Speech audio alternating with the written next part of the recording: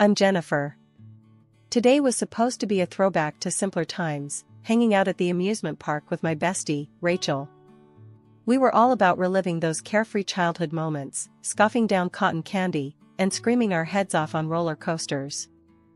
As we stood in line for the Ferris wheel, a little boy in front of us was bouncing around, barely able to contain his excitement.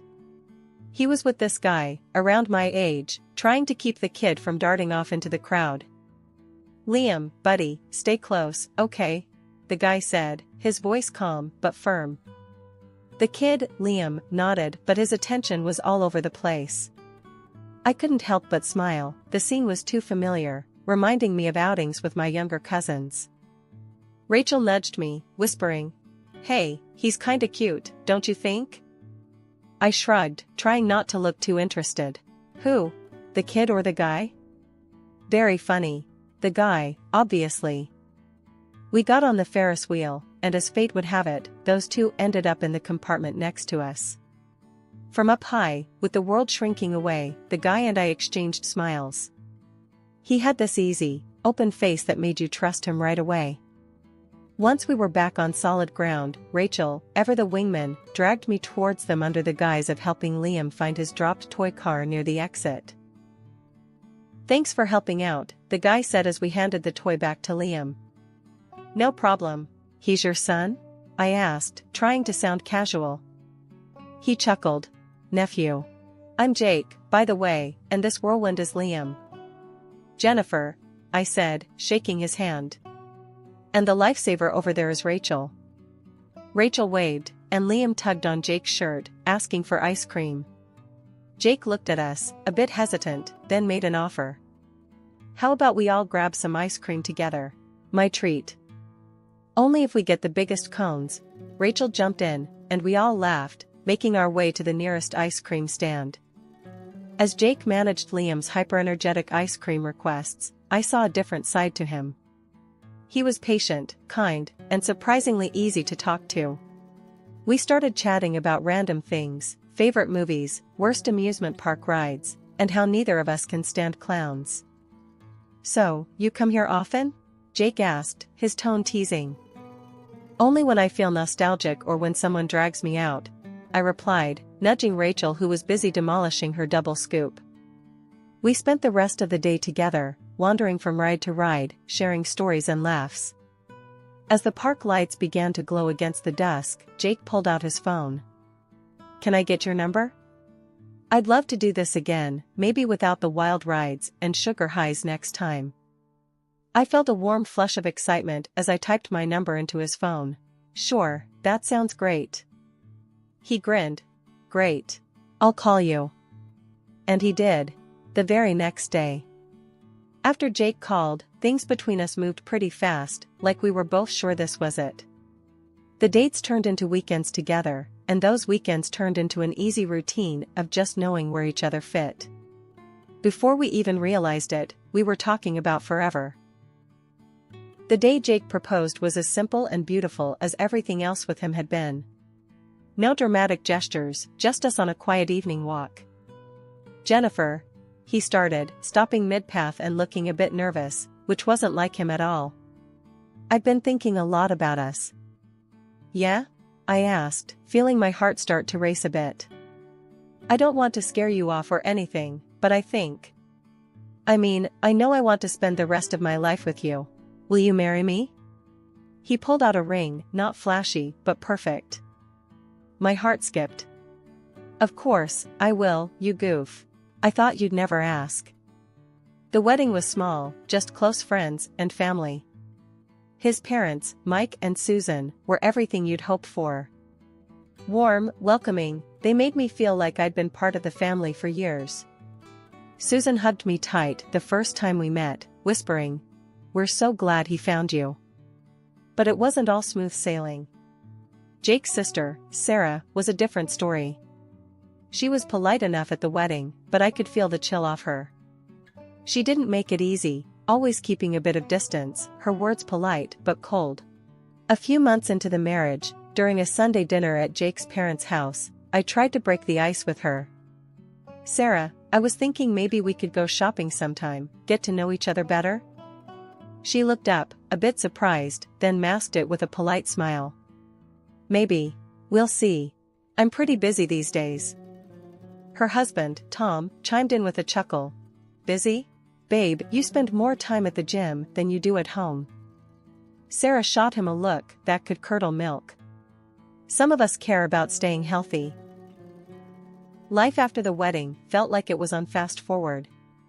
Me and Jake, we were solid, and soon enough, we got the news that would change everything. I was pregnant. The excitement, it was something else. We were gonna have a baby, our own little family expanding. Jake, are you ready to be a dad?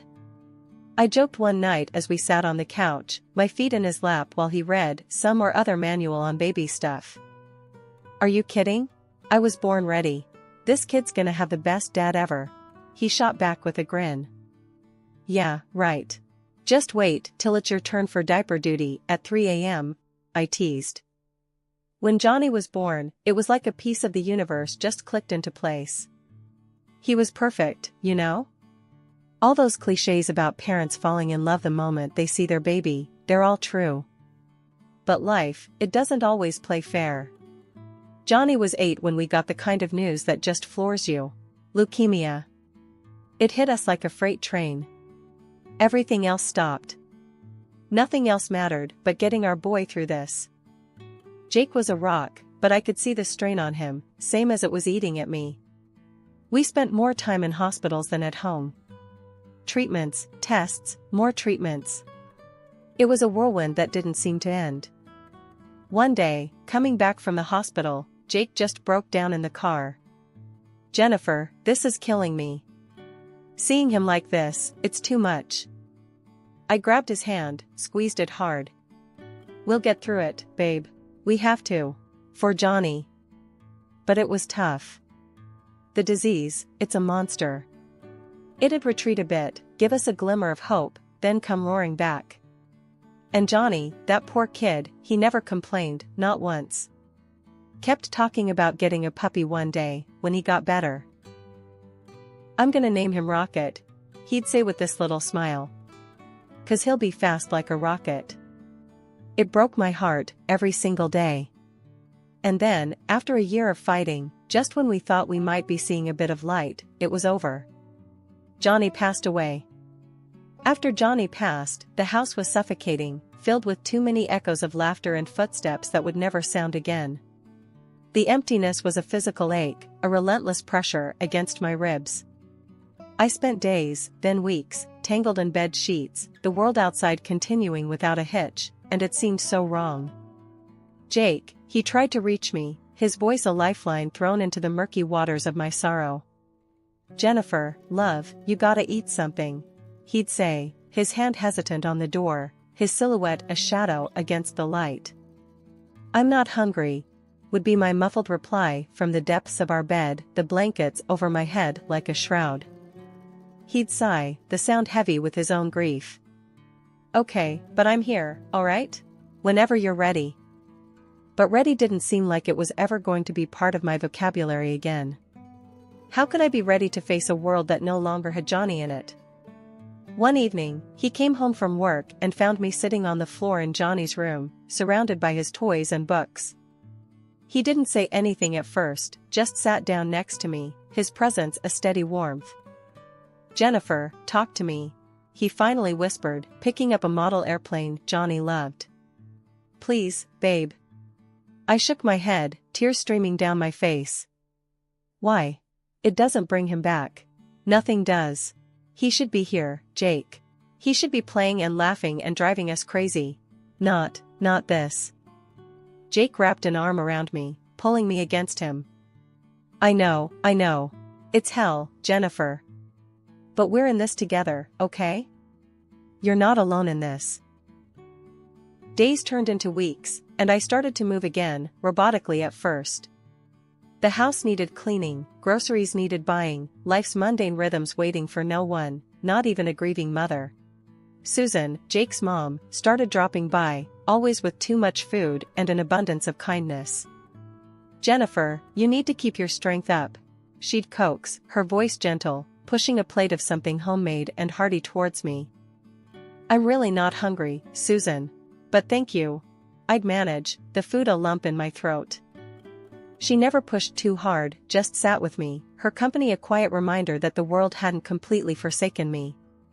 When you're ready to talk, I'm here. Until then, we eat or we sit, whichever you need. It was during one of those silent sit-downs when I found the words bubbling up, surprising even me. He was supposed to outlive us, Susan. It's not right. Her eyes, so like Jake's, filled with tears. No, it's not right. But it's what happened. All we can do now is live for him, make sure we remember the joy he brought us, not just the pain. Feels like betraying him, moving on. I admitted, the guilt a chokehold. It's not betraying him, Jennifer. It's honoring him. You think he'd want his mom this way, stuck and suffering? He'd want you smiling, laughing. Hard to imagine laughing ever again. I mumbled, the very thought of joy a betrayal in itself. She squeezed my hand. Maybe not today, or tomorrow. But you will, one day. And it'll feel like Johnny is laughing with you. Gradually, her words, Jake's unwavering support, they started to make a dent. The grief was still there, a vast ocean, but now I had boats in the form of family and friends, keeping me afloat, steering me towards a horizon that promised some semblance of peace. I started stepping outside, the sunlight harsh after so long in the dark. I returned to work, the routine a scaffold, holding me up, giving structure to days that otherwise blurred into one another. One afternoon, Jake found me in the garden, my hands deep in the earth, planting. Look at you, he said, a small smile breaking through. Never thought I'd see the day. Me neither, I replied, looking up at him through strands of hair matted to my forehead. But here I am. Yeah, here you are, he echoed, kneeling next to me, his hand over mine in the dirt. Together, always, right? Right, I nodded, and for the first time in a long time, it felt like maybe, just maybe, we could make it through. It had been a year since we'd lost Johnny. Jake and I were slowly finding our footing again, and somehow, life seemed to inch back towards a semblance of normality. One Sunday, his parents invited us over for a family dinner. It was supposed to be a regular gathering, or so I thought. We arrived at Mike and Susan's place around 6 p.m. Dinner was lively, with all the usual banter and the familiar, comforting smell of Susan's cooking. That's until Sarah and her husband Tom arrived. Jennifer, Jake, how's everything? Sarah asked as they walked in, her voice never quite reaching warm. We're getting by, Jake replied, giving me a quick squeeze on the shoulder. We all sat down to eat, the table laden with dishes that made my stomach growl, despite the undercurrent of tension. It was during dessert that things took a turn. Sarah, who'd been unusually quiet, suddenly put her fork down with a clink that drew everyone's attention. So, I've been thinking, she started, her eyes darting around the table, settling on me. Now that Johnny is gone, what are you planning to do with his education fund? The room went still. I felt Jake stiffen beside me, and Susan's eyes widened in shock. What did you just say? Jake's voice was low, dangerous. Sarah, unfazed, continued. The money Grandma set aside for Johnny. He won't need it, obviously.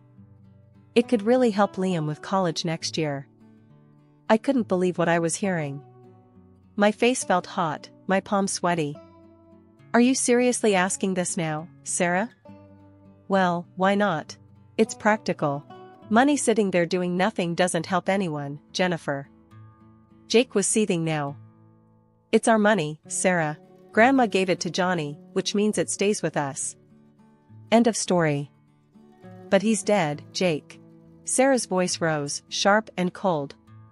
Why keep money for someone who's not here? That's enough, Mike interjected, his voice stern.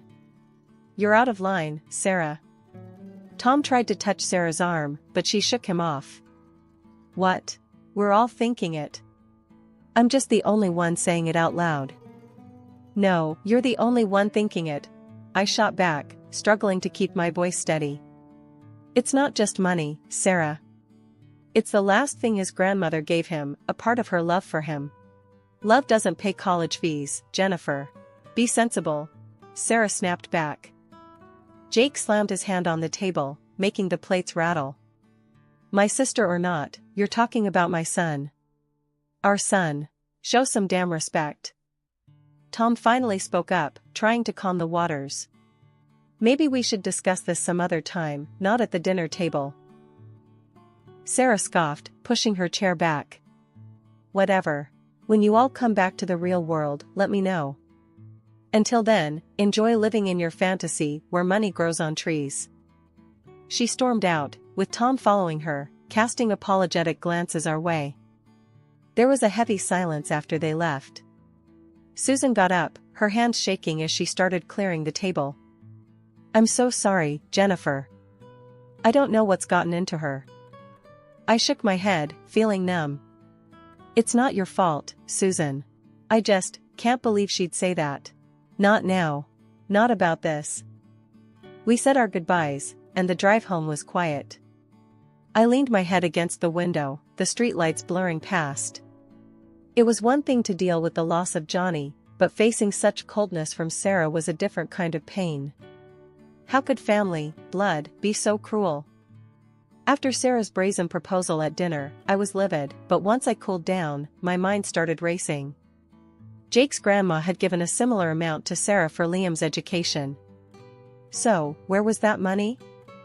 Curiosity got the better of me, and I found myself scrolling through Sarah's social media late one evening. The more I clicked, the clearer the picture became. There were Sarah, grinning in designer dresses, flaunting new jewelry, all dating back to around the time we lost Johnny. It was like a punch to the gut. Jake, come look at this, I called out, unable to keep the bitterness from my voice as I flipped through Sarah's posts on my laptop. Jake peered over my shoulder, his brow furrowing. When did she start living like this? Right after Johnny, after we lost him, I muttered, the timeline too perfect to be a coincidence. I couldn't let it go. The next day, I called Melissa, a friend who often got caught in the middle of family drama, hoping she could shed some light. We met at a little diner where nobody would bother us. So, have you noticed Sarah's spending spree? I prodded, trying to sound casual. Melissa stirred her coffee, looking uncomfortable. Yeah, it's hard not to. But did you know?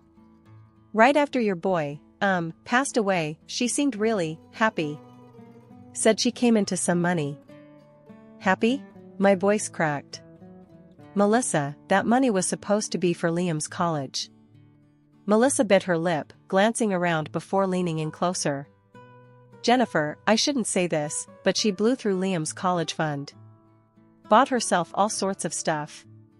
She figured you'd end up giving her the money Johnny didn't get to use. I went straight home and told Jake everything. Watching his face cloud with anger and disbelief, I knew this was going to blow up. We need to tell my parents, he said decisively. Now. We drove to his folks' house, and Jake laid it all out for Mike and Susan, who listened in stunned silence.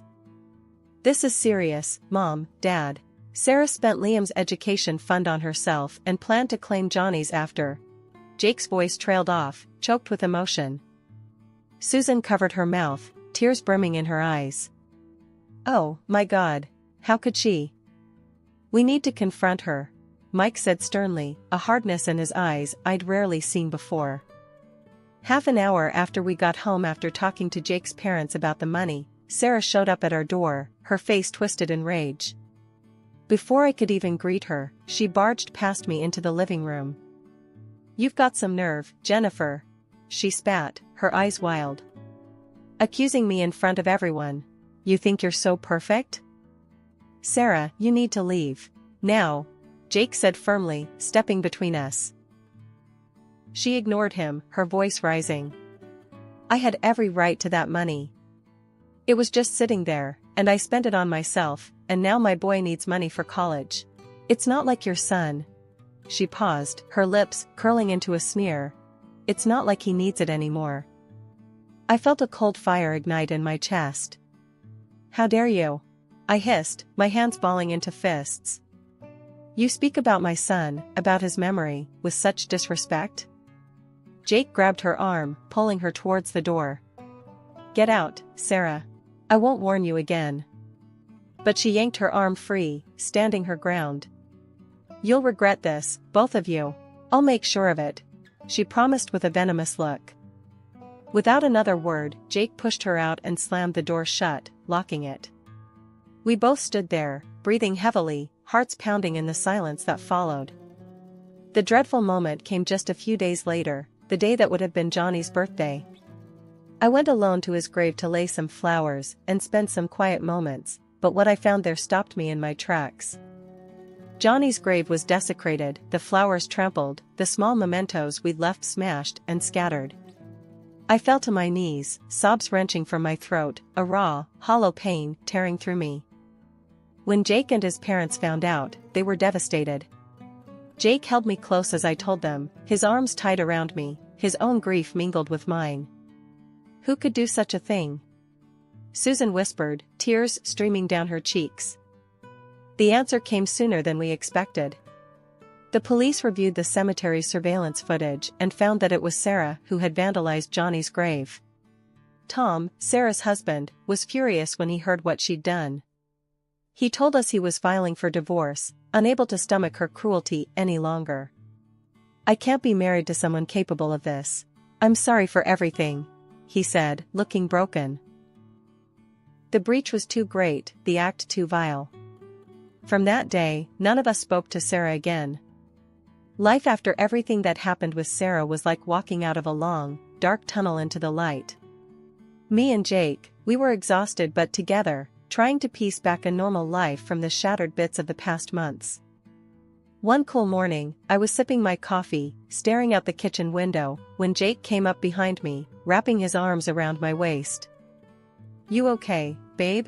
he asked, his voice low and concerned. I leaned back into his chest. "Yeah, just thinking. It's been a hell of a year, hasn't it?"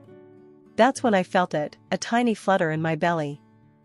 I'd been keeping a little secret, unsure of the right moment to share it, but now it felt right. "Jake, I've got something to tell you. I'm pregnant," I said, the words lifting some of the heaviness that had settled around us. Jake's reaction was instant. His eyes widened, then he broke into the biggest grin I'd seen in months. "Really? For real?" "Yeah, for real," I laughed, the sound bright in the quiet morning. He lifted me off the ground, spinning me around, before setting me down and pulling me into a fierce hug. "This is the best news, Jen. We're gonna have a baby." As the news settled in, we started planning. The spare room would need to be turned into a nursery, and there were a million things to buy and prepare. But more than the logistics, we talked about how we wanted to raise our new child, how we wanted to be his parents. "We'll do it right," Jake said one evening as we looked through baby books. "Teach him or her everything Johnny taught us." The pregnancy wasn't just a new beginning for us, it brought a new energy to everyone around us. Susan and Mike were over the moon, their excitement a balm on the still tender wounds left by Sarah's actions. "Another grandchild to spoil," Susan would say, her eyes twinkling. "And this one's gonna have the best guardians." Even Tom, who had been through his own storm, found solace in the joy of our growing family. "It's a fresh start for all of us," he said one afternoon as he helped Jake fix up the nursery. "Yeah, it is," Jake agreed, hammering away at a piece of stubborn furniture. "We're putting the past behind us, for good." And we did just that. As my belly grew, so did our hope and our resolve to build a family filled with love and devoid of the shadows that had plagued us. When our daughter, Lily, was born, it felt like the first truly clear day after a relentless storm. Holding her in my arms, looking into her curious, bright eyes, I felt a peace I hadn't known in a long time. "Welcome to the world, Lily," I whispered, her tiny hand gripping my finger. "It's not perfect, but it's beautiful, and it's yours." Jake, standing beside me, his hand resting lightly on my shoulder, looked down at Lily and then at me. "We did it, Jen. We're really doing it." "Yeah."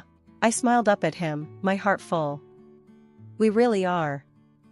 As I watched Lily sleeping peacefully that night, a thought crossed my mind, linking the past with our future. One day, when you're a little bigger, I'll get you a puppy, just like your brother Johnny dreamed of, I whispered to her. We'll call him Rocket, fast and free, just like his dreams. In that moment, it felt like the circle was completing, a new chapter beginning with a nod to what we cherished and lost.